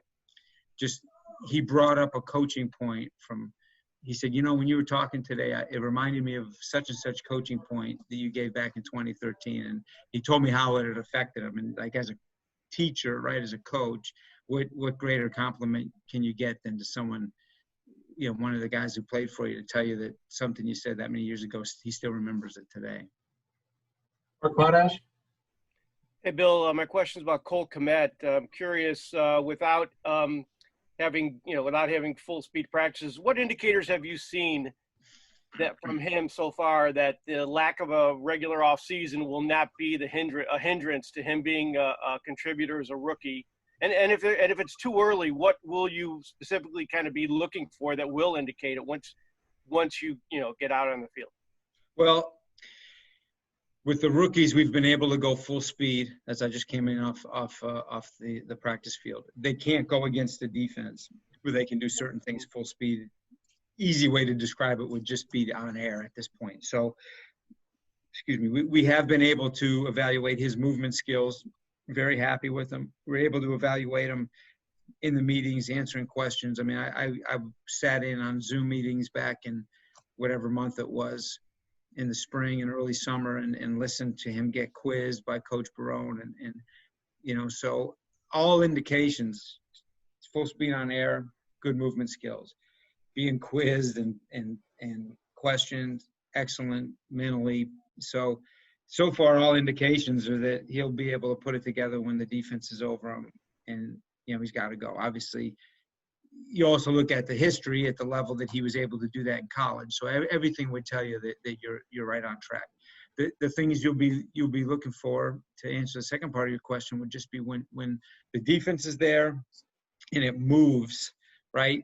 I mean, I have no doubt this guy's going to be able to get in the stance and tell you everything he sees because he's proven that kind of to us. Then when the ball's snapped and things start moving, it's an adjustment period. How quickly? Will he get it the first time? Will it be, okay, I messed it up the first time, I'll get it the second time, or will it take 3 years to develop? Right? None of us know until we get there. But that's the same if you ask me about all of them. We'll figure it out. But my hope is pretty high right now, Mark, compared to what we've seen in the meetings and on air. Pretty good. All right, we got time for a couple more. JJ? Hey, Bill, I'm just kind of following up on that with the rookies in general, which is mostly Cole and Darnell here. How do you balance the lack of preseason games and the lack of that kind of acclimation period against trying to eventually game plan for week one with guys who have never been under the lights at an NFL level? Yeah, it's a shame for a lot of young players who are going to miss. I've heard it said how they're going to miss opportunities. I've heard some good players in this league, and I couldn't even remember the names. I've just kind of seen the headlines of them saying, I wouldn't have made it in this year because it took me those opportunities to earn my way. So that's true. But the second part of it, I think is what you're asking and is real. I think it's a very good question because the second part of it is these guys, even if you say, yeah, we know who he is because we drafted him, we expect him to be a contributor for the Bears now and in a long time, but they won't have the normal opportunities to develop. I mean, developing happens. I mean, we've seen it over the years with people who've turned into be really good players, but in the first preseason game, they may not have looked that way. But by week one of the season, literally from the first preseason game to week one of the season, they became a legitimate NFL football player. And that opportunity isn't there. So just like the question earlier about how do you make practice atmosphere as competitive as you can, like game-like, to be able to evaluate positions, same thing's going to happen in this case where in order to really develop the young players to help early, we're going to have to make the practices as competitive as we can. And this year we're going to have way fewer of them than ever. So it's a good question, and I wish I had an easy. I mean, the answers we have for it are on our board right now as far as our plan. So we're working on it, but it's not easy. And last question, Larry, go ahead. Hey, Bill, how you doing? Just wanted to ask you about Mitch and working with him in person. I know you guys aren't doing much. You haven't started practicing even without pads yet, but what have your been impressions of Mitch actually working with him face-to-face on the field and in the classroom? I think he's shown his great recall, which I think is a critical part for the quarterback. I mean, when we're talking about installing a play, he can talk about, when it was put in, why it was put in, what the situations were, even what happened. And I just think, one of the keys, like when a quarterback hears a play in the huddle, there's got to be recall. And the recall has got to be not only what is this play that's called, right, to put it simply, but the reason why the best quarterbacks in the league are typically, the older quarterbacks. The reason why the older quarterbacks, if they can do it physically, just get better and better and better is because their recall is also a library of all the experiences they've had playing that play, right? So we get to the point where it's hard to fool them anymore because they've seen all the defenses. Well, Mitch has shown me that he has that ability to recall. So I'd say that would be one thing that stands out. On the field, again, he hasn't been in a situation where the quarterbacks can go full speed yet. But in our walkthrough situations, if we ask him to do something that's different, he's able to do it. If something comes up and I say, you know what, we don't want to do that situation this year. Maybe it's a brand new cadence. It sounds like a simple thing, but he can take it and change it and make the correction and go with it. And so just like with any learner, you want a guy that you can get through to, or a guy that can take it from the classroom and then walk out onto the walk-through grass and put it right into action. And he's shown that so far. And next level will be when it gets to be full speed, and that'll be eventually. All right. Thanks. We gotta let Coach go. Thanks for doing the call. Appreciate it. Yeah, I'm sorry that we don't have more of the concrete stuff to evaluate and talk about. I hope.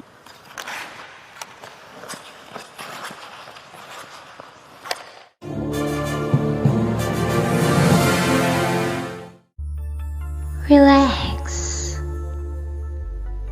Reset. Rejuvenate. Go to our link right now to restart your life.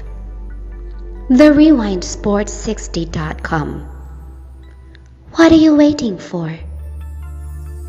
Hope to see you soon.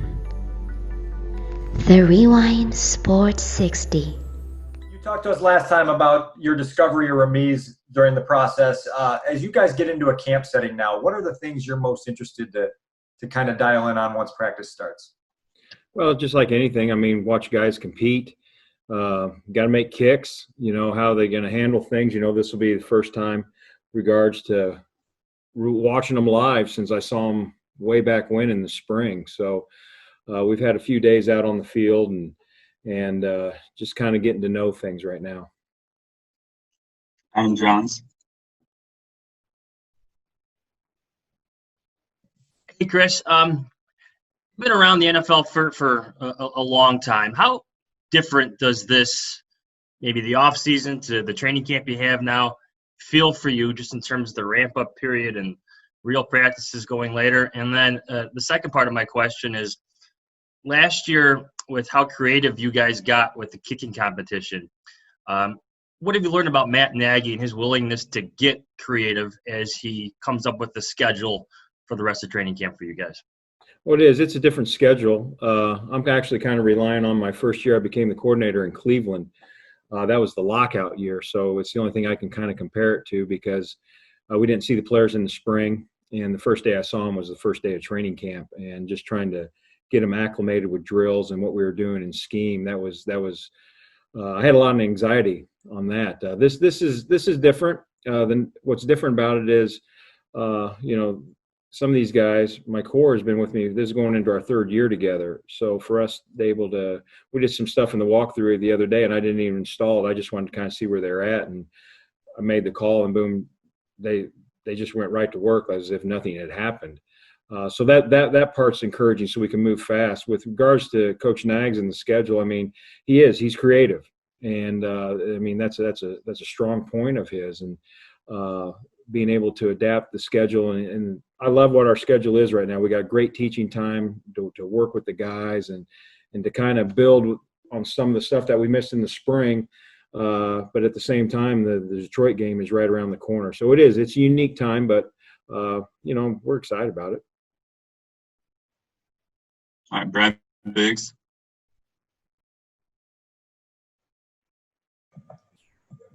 Hey, Chris, how are you? Good. Was Eddie able to put on the amount of weight you guys wanted? How does he look? Is he getting more distance on the kickoffs as a benefit of that? And what's the kicking situation going to be like with no preseason action to put some true or as close to true game pressure as you can on him? He has put on the weight that we asked. He actually decreased his body fat, and you can tell he is much stronger. When we went out and kicked, I mean, the ball's jumping off his foot really well. With regards to, how to apply the pressure, I think that's in their world, that's an everyday deal. You're charting, we have different wins and those type of things. But I also think as we've discussed what he went through a year ago to where it's at now, he probably feels in a good way, but not a comfortable way, more relaxed, if that makes any sense. He understands what it's going to be like. Remember last year, I mean, gets traded, goes into the spring. Obviously, it's a highly contested story, and then all through training camp, that whole deal, and then you win the job. This year, he understands what a season's going to feel like. That last year was his first full NFL season, so I think that's why him putting on the weight and being able to handle as it gets colder and the ball's not flying as far, being able to use some of those attributes that he has, that's going to benefit him. So he's, we're going to put pressure on him out there, and he puts pressure on himself, and that's what I love about the kid. And we have not arrived at that kicking spot. We're always a work in progress, and we still have things to prove, and we're excited to get back out on the field and to go for it. Pat Finley.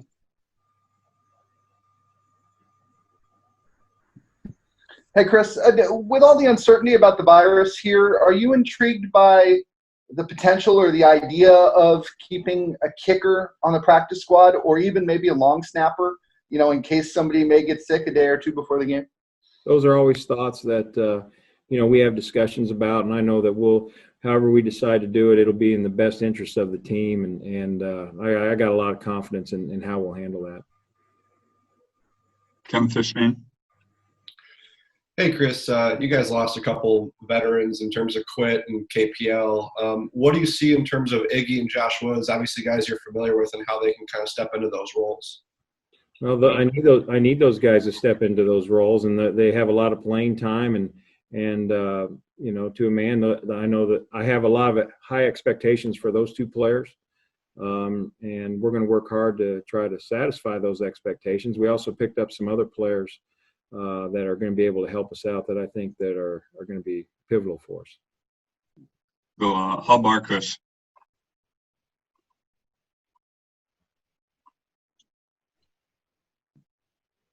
Hub, you got to unmute yourself. Sorry. It didn't pop up my screen. I'm sorry, Chris. You mentioned those other guys. Jordan Lucas, in addition to safety play, was billed as a special teams demon. I'm sure you guys have a special teams depth chart. We don't see that with the offense and defense. How does that cause you? I know you support them. How does it cause you to adjust, and what does it do now as you try and fill that spot? It's just like anything, to be honest with you, and not sidestep the question. We're always training everybody, and for any moment anybody goes down, it has to be the next guy up, and it's always been the world of special teams, and that hasn't changed.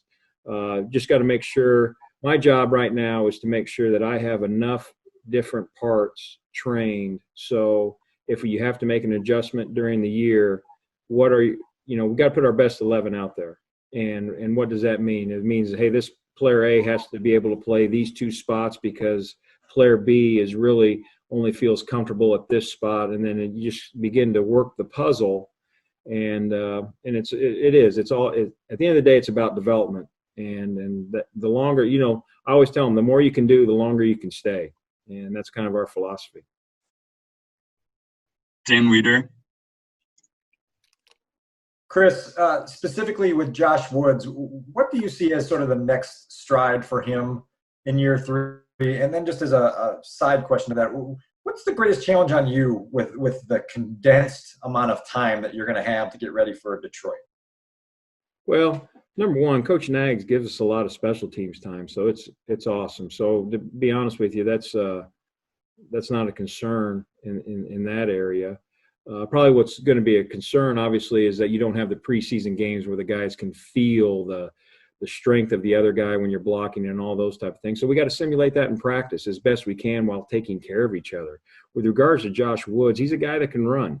He's a guy that's come up through, our practice squad, and we just kept developing him. He got an opportunity last year and made some strides, and there's still things that he can improve on, but he's a smart football player. It takes great pride in his work, and he can run.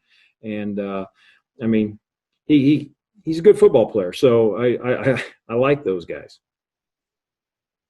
Adam Hogue. Hey, Chris.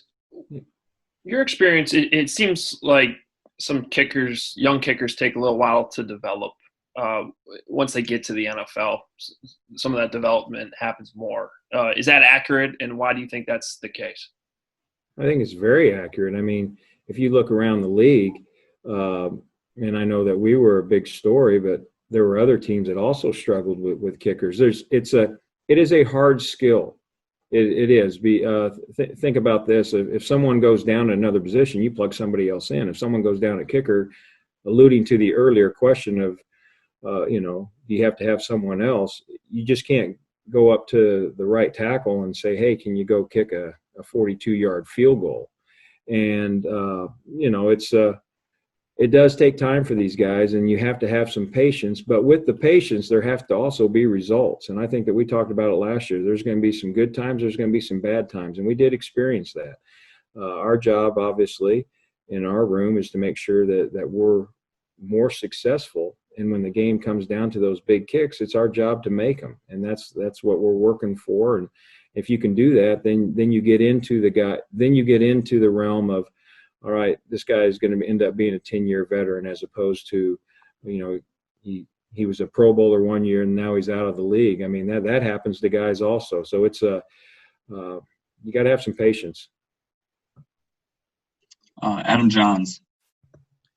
Chris, a returner question for you. I know it's been a couple of years since Ted Ginn Jr. has been a return guy on a regular basis there. Does he still have some of that in him? How long does it take to flip that switch to get that back? And then second part is Darnell Mooney. I know he didn't return kicks a lot in college, but I know some of his college coaches have expressed that he has that in him as well. Well, Ted Ginn, I think he's going into his 14th year, so anybody that plays that long can flip the switch at any time, and he's a true pro's pro, so I'm glad he's on our team. With Darnell, he's a good football player from what I've seen out on the field, and I'm excited about where his development can go. He's a kid that can run. He's a very highly intelligent player and has quick twitch to him. So that's an exciting get for the Bears. Go with Brad Biggs. Chris, Houston Carson and Sherrick McManus, guys that have been with you. You talked about guys that have been with you for a while. Do you look at them for some leadership for what you're doing this season? Absolutely. Our room always has goals within the team there, and those are two guys that have played a lot of football for us, and they do a lot behind the scenes, and they've helped instill our culture of what we want to get done within our unit, so that when new guys do come on the team, they make them feel very welcome, but at the same time express the importance of playing special teams for the Chicago Bears. So I rely heavily on those guys. Chris Thama. Chris, Matt Nagy's always been kind of the glass half full kind of guy. How often have you seen that since March and things changed for everybody? And have you been kind of impressed by the way that he's approached this whole thing? Absolutely. Coach is always positive, and I think that's the way you live anyway. You don't want to be around a bunch of people that are negative all the time. If there's something wrong, what's the positive to it, and let's figure it out and let's go. If we sit around and mope and say, oh, woe is me, then we're never going to get anywhere. But Coach Nags he does a great job in that area. And I think to be honest with you, I know when we had that losing streak last year, that was hard. but our team stuck together, and that's a direct reflection of our leadership, and that's Coach Nag. So, it's great to work for him. I mean, I absolutely love it, because when you come into work every day, you're going to have some fun, and when you have fun, you want to be here, and you want to coach the guys hard and make them better. So, his leadership is spot on.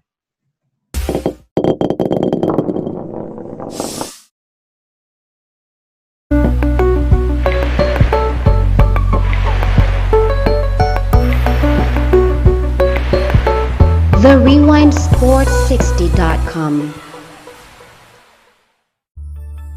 Relax. Reset. Rejuvenate.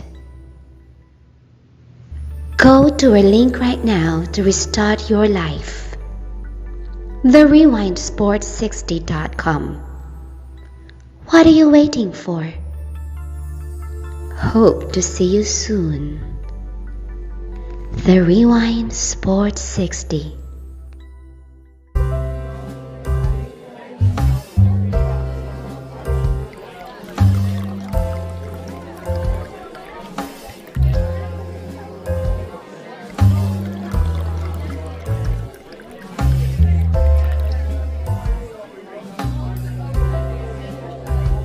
TheRewindSports60.com.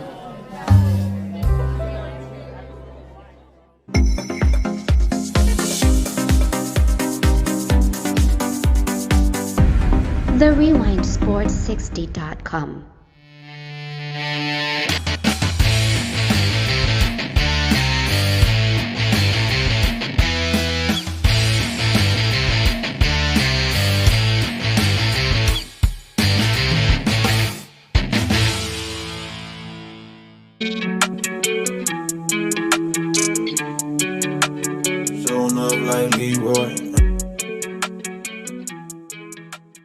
Welcome to episode 2, the Redemption Podcast, where you got myself, Quentin Demps, 10-year NFL veteran. Got my boy Jerry Riles, Chicago, jack of all trades. We talk truth, we talk current events, we talk life, we talk inspiration, we inspire, we motivate.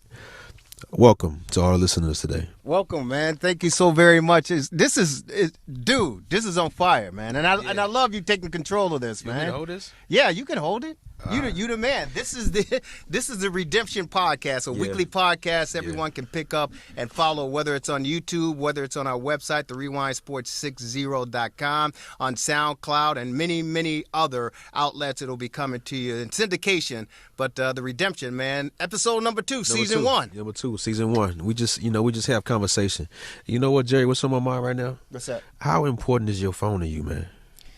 For me personally, being an old school cat, I can live without my phone. It's important to me. I've lost my phone earlier in 2019. Yeah. And I was without it for a little while, but I was able to make the adjustments because I'm like the old school cat, man, that, the rotary phones. Yeah. Yeah.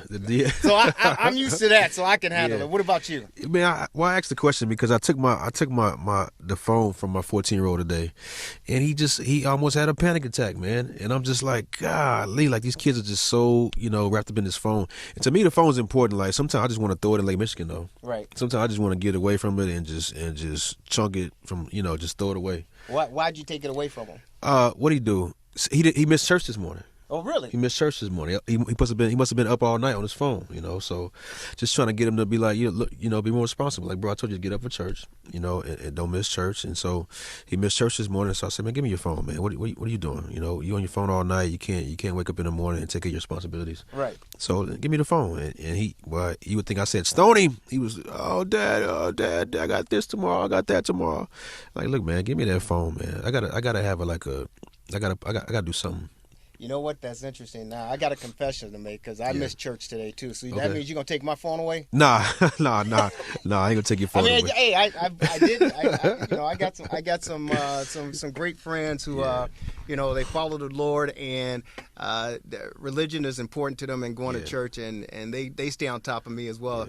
Yeah. My family stay on top of me. But I have had the same experience. Yeah. My son is a little bit older than your son, but I think he was probably around 16, maybe 17 years of age in high school. Yeah. And same thing, man. He didn't want to get up and go to church. And he had been out with his boys, right? Yeah. And he didn't want to get up and go to church. And my wife was telling him, hey, you got to get up and go to church. Yeah. And he just turned over and put the cover over his head. Tired, and she kept telling him. And, so I'm like, hey, man, your mother told you to get up. Yeah. So he's going to ignore me. Wow. Right? He's going to ignore me. Yeah. I'm like, dude, you don't want this to happen. You don't want right? that, yeah. So he's like, you still ignore me. I'm like, I'm going to give you one more chance. He didn't respond. Wow. So I learned this from my wife, whose dad did something similar to this, but I took it to another level. Yeah. When they wouldn't get up, her and her sisters, the dad would get the pot and the spoon and bang it, ding, ding, ding, ding, ding, bang it to wake them up, right? Yeah. So I said, okay, I'm going to take a pot. Yeah. Right? Cute. Yeah. I filled it up with water. You know one of them big pots you make stew and everything in? I filled it up with water, man. I filled it up, and I said, hey, I said, listen, man, your mother told you to get up. I told you to get up. Yeah. I'm giving you one last chance. He didn't get up. I took that water. And put it all over his... Oh. I went back to the sink, filled it up. He was Went mad. back to the sink, filled it up. I know he was mad. And we went to church.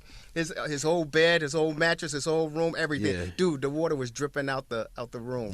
Outside, it was dripping that much water. Yeah, that's crazy, man. Yeah. Just being a parent nowadays, you got to really you got to really be aware of, just the electronics, man, the social media, just all the things that they are exposed to, because that stuff can raise your kids nowadays. There are a lot of people that say that these electronic devices are raising the kids. Yeah. And a lot of parents, they put the devices in front of the kid to act like a babysitter. Yeah, absolutely. Right? I'm guilty of that too. Yeah, for sure. Like, go get the iPad because I don't feel like entertaining you. Really? Right now. Yeah, for sure. I got 4 kids. So like, the iPads help out too. Sometimes when you're just trying to chill.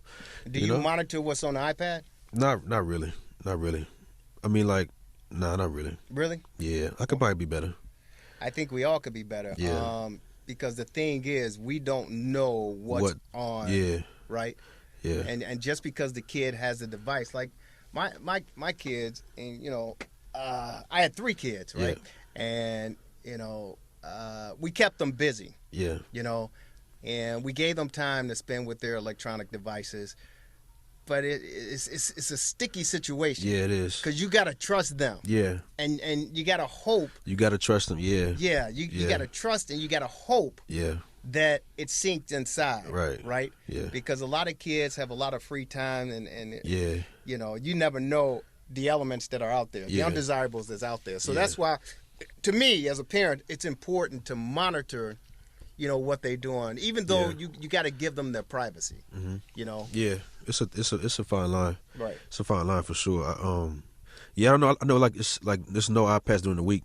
Monday through Friday. Well, Monday through Friday after school is no iPads. But on the weekend, I'm kind of like lenient. I let them do their thing on the weekend. I just hate to go through it and see something I don't like. I'm gonna have to bust somebody up and be like, dang. Because I did it before. I'm like, what are you watching this for? Right. So, but yeah, man, I definitely got to monitor more. Because you never know what they're watching. Right. Yeah. My brother told me, man, and this is before the iPad. See, the first and foremost, you got to be a dad. Yeah. You got to be a dad. Yeah. And it may not be always pleasant. It may not always be a happy experience. Yeah. But I think, and my brother, my older brother taught me this, I think at the end of the day, the kids, your kids, my kids, eventually appreciate that. Right.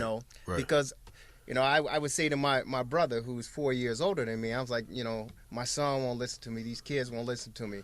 And he said, just keep saying it. Just keep saying That's it. Good. Because That's good. My old man did the same thing to him. Right. Right? Right. And he said stuff started sinking in his 20s. Yeah. Oh, Dad said that. That's my, he said. So just keep saying it, even though they may not be happy, and they gon' you think they hate you. At that time they do. Yeah. But he said that stuff gonna start to sink in. Yeah. And then they gonna realize, you know what? Old man was right. Yeah, it was right. It was right. So don't feel like I don't know. If you feel like damn, why'd I have to? Because dude, my family, they know I'm crazy. Yeah, mine too. Right. Mine too. Yeah. I don't they know Daddy crazy. Dude. Yeah. You tell me if that's how you are, but yeah. I don't. Hey, man, you rather have harm from me than somebody out there, because I love you. Yeah. whoever's out there, man. Yeah. They just trying to get over on you. Yeah, it's tough to teach though, because they don't believe that right now. Like he don't, like he feels like his friends are more, you know, they're more, like he can talk to them more. I'm like, bro, of course you can talk to your friends more because you're a teenager now. You don't want to come tell me and mommy some, you know, stuff that you doing out there or whatever. So, you know, don't feel like you can't come home, you know, and it was born here or whatever. Like, I don't know, it's just weird, man. It's just, you know, I'm having like a, you know, real conversation with a 14-year-old that I'm responsible for. You know, just trying to tell him the same thing my mama told me. You know, you're not gonna be in the streets all night. You know, you're gonna have rules, and if you got something to say about it, remember this is my house and you ain't paying nothing here. So what I say goes. You know, so we're trying to explain it to somebody who's like in the generation now. It's just it's 2020, Dad. You can't do this. You can't do that. What? Man, I'll pull up to your friend's house. I don't care where you at. You know what I mean? So he's like, man, you can't just pull up. I say, man, I'll pull up right now. So, but yeah, that was just on my mind, man. Right now, just these phones, man. Like these phones are just so powerful nowadays, man. Just, you know. It's incredible, and there's more, you know, coming along. And the interesting thing, again, my son, he's about 16, 17 years old, junior, senior in high school, and he's feeling himself. And you know, he and his boys went out to IHOP. And my wife told him to be home, you know, because, you know, she worrying. Yeah. So, you know, you need to be home by 12:30, 1 o'clock. Yeah. 12:30, 1 o'clock passes. I'm in bad sleep, Q. Yeah. I'm asleep. Yeah. And she going to wake me up, but he not home yet. I go, okay, give him a couple. 1:30, 2 o'clock. He ain't home yet. So it's cutting into my sleep, right? Yeah, yeah. So I go, what the hell, man? And you know, this is, you know, we had the phones not advanced as they are today. Yeah. You know, so we called, she texted, all that stuff, and nothing. Yeah. So basically, finally, I said, okay, he don't want to answer the phone. Yeah. Can I cuss on this, man? Yeah, absolutely. This is real talk, man. Listen, it's man. Emotion. The little motherfucker don't want to pick up the phone. I'm like, okay, all right. Yeah, that's okay. No, you better answer. It's like the phone. 2:30, 3 o'clock, right? Yeah. All right, cool. All right, fine. Yeah. Dude, the front door was locked. I did the old school thing. I took the chair. Yeah. So he couldn't get put it up underneath the doorknob, man. So dude, he comes home trying to get it. Cut the whole thing up. Couldn't get in. Yeah. So he ended up going to his boy's house and sleeping in the garage, I think. Wow. Right? Yeah. You know, and then my wife getting on my case the next morning. Why'd you lock him out? I go, to teach him a lesson. But why are you coming up on me? Yeah. I was asleep. Yeah. And you came and got me. Yeah. You know, and then he making all these excuses. Well, I'm like, dude. Yeah. You got a phone. Yeah. You with your boys. Well, my phone was dead. Well, okay, what about your boys? Yeah. They got phones. What? You know, so he making up all these excuses. Yeah. You know, but I ain't the one. I'm not putting up with this nonsense. I'll leave you out there to the wolves if you want to. I told you to be home at a certain time. You didn't come home. All right, we'll figure it out there, you know. Right. Yeah, so. Right. Yeah, that's good, man. What else going on, man? What's up? What else? Well, I mean, you got me on this social media and these phones and everything, man. And you know, it's a never-ending battle, to be honest with you. Yeah.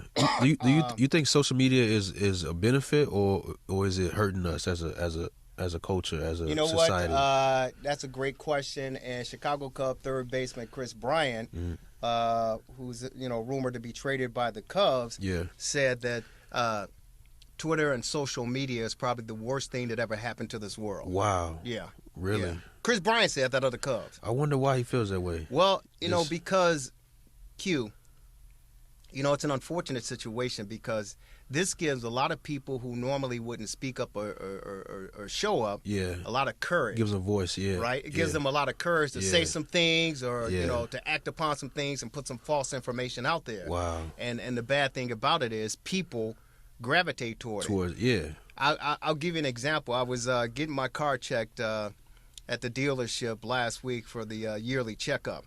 And the Cubs, you know, they haven't sealed a deal with Comcast regarding the Marquee network, right? Right. And so, you know, fans are trying to find it. They're, you know, it's up in arms, whatever. This technician at the dealership said, "Oh, WGN Channel 9 is going to be airing the Cubs games in 2020. Yeah. They just signed a deal." Yeah. And we had been on the air. Wow. Right? Yeah. And we hadn't talked about it. We hadn't seen it. Yeah. And this was Monday morning, and I go, "Hey, dude, I haven't heard that. I haven't seen that." He pulls it up on his phone. Yeah. And shows me. Right there. Right there. Yeah. Right? Yeah. But Q. It was a fake It was a That's fake. the thing. It was a fake. That's the thing, man. Yeah, like, it wasn't legit. Yeah. But he believed it. Yeah. And he started spreading that. Yeah. So that's an example why social media is not good, man. Yeah. What do you think? Yeah, I don't know. I think it could be a gift and a curse. I think if you use it right, if you professional about it, if you try to just keep, the content where it's at, like, I think it's a good and bad thing. You know what I'm saying? Like, especially when you're trying to build a brand, give people some access to you as a fan. I think it's good and bad sometimes. I just know for me, like, I don't like it. You don't like it, but they say we need it to grow the brand. Why you don't like it? I don't know, cause I'm so introverted. I'm so closed in. Like, I don't want nobody in my business like that. Sometimes, like, but they say I got to do these things for my brand to grow, for the podcast to grow, for stuff like that to grow. Like, you gotta have social media. I'm like, man, I really don't. I'd rather not, but I'll try it. So I'm still trying, like, to But Twitter is the main thing I use, though. I just be tweeting whatever I want to tweet, though. I don't care about trolls or anything like Why that. is that? It don't bother me. Like, it just. What's the difference if you're on Twitter and you putting whatever out there? Yeah. Why are you more comfortable with Twitter as opposed to any of the other social media platforms? Because Instagram, you need pictures. Snapchat, you need pictures. You got to really, like, let them in with pictures and stuff versus, like, just thinking out loud. I feel like Twitter, I'm just thinking out loud at the moment. You know what I'm saying? So it's just some thoughts that I said or that I typed very quick. Like, it ain't anything to, hold on to or value.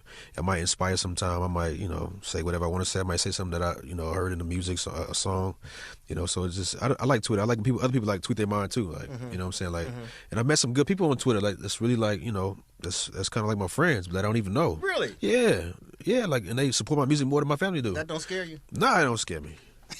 It's cool. Like, I met some really good dudes on Twitter that I ain't even met in person yet. Okay. And we talk and text. We help each other out for free. You're not doing what, man, I do your website for free for you, man. Like, what? You know what I mean? Versus, like, somebody I know, man, $300. So it's just, it's a good and a bad thing to me. Yeah, it is good. I watch myself. Yeah. Because people can take things. My Twitter account was hacked. Right.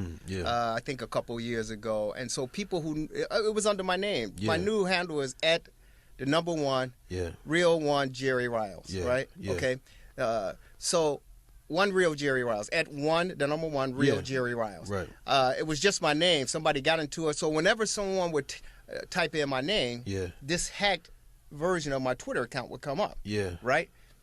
And people say, "Hey, man, you need to change that." I'm not, all this stuff is. Yeah, you know what I'm saying? Yeah, you got to have all this stuff to, like, it's a science to it or something. Right. Yeah. Right. And it's just crazy. It's just too much, man. And so I understand it. The television station I worked at, they like, you got to get your social media platform up, and I'm like, no, I ain't on that. I ain't feeling that. I ain't on that. Yeah. I'm not trying to become friends with people. I got my friends, whatever. Yeah, are we dating ourselves feeling this way? Are we old school? Or what? Well, I am for sure. You are for sure. I am for sure. All right, for sure. But you're right. In order to build your brand and to survive in the industry and the direction that we're going, you have to do it, because employers look at your social media platform, not only what you putting out there, but how many people are following you. Yeah, that's just so corny to me. I don't know. I just don't like that. Like, don't judge me off my Twitter, please.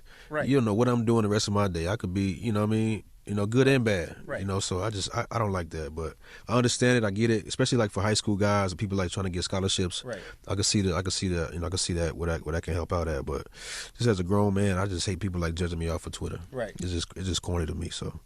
Yeah. No, I'm not real good with the social media. Yeah. But it's part of our world, and we hope people that are on social media definitely check out the podcast. Right. Exactly. You got to be on social media to follow, and you doing what you're supposed to do. You're building a brand. Yeah. My Twitter is @QDimps. Anybody, just give me some tweets. But yeah, we about to close up. I like the short and sweet stuff. Short and sweet is good, right? You like it? Boom. Yeah.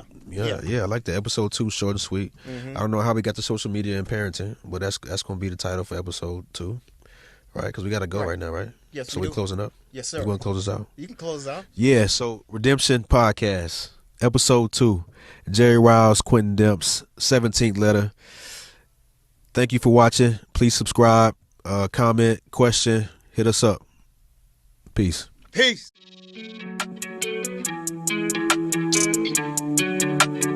Showing up like Leroy.